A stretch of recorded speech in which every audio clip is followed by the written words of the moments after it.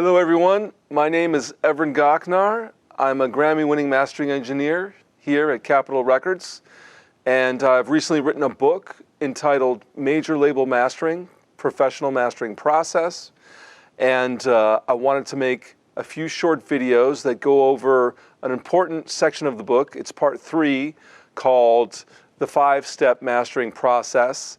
This is a breakdown of what a mastering engineer does when a mixer or a producer gives them a mix file, and what takes place from that point to the final mastered product point.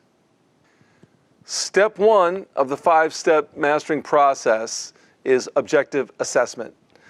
Objective assessment is a series of objective measurements that a mastering engineer makes on the source file in order to understand its level, dynamic range, and where the mastering engineer will go in the process of mastering that particular file. So there are 7 criteria that make up objective assessment, and I'm going to name them right now. They are sampling frequency, bit depth, digital full-scale peak, digital full-scale average or RMS, an analog VU level reading, the file type, the waveform is the last one, and that's a waveform inspection where you just take a visual look at the display and make some notations,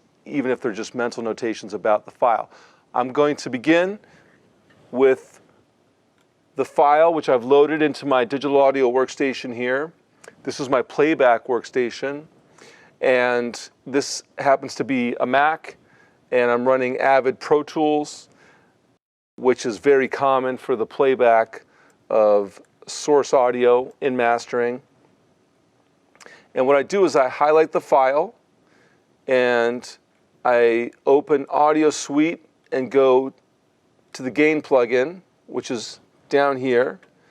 I select peak and find level, and I get a display here of minus 1.6 dB. I notate that on my notes for the project, and I've done that here.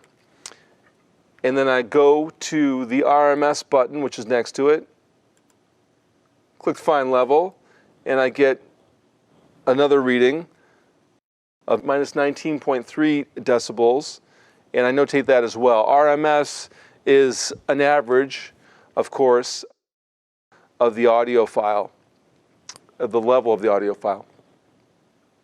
Next, I come up to the window menu item here, and I scroll down and select Workspace. Workspace displays all types of information about the audio file. I scroll down to the file, which is in one of my audio folders, and once I get down to the level of the files, the actual audio, I see that over here in these columns there is a column named Format, which tells me that this is a WAV file, verifies that. The next column here says Sample Rate, which is 44.1 kilohertz. And the next one says bit depth, which is 24 bits. I make notations of those as well. I want to verify that this information is accurate.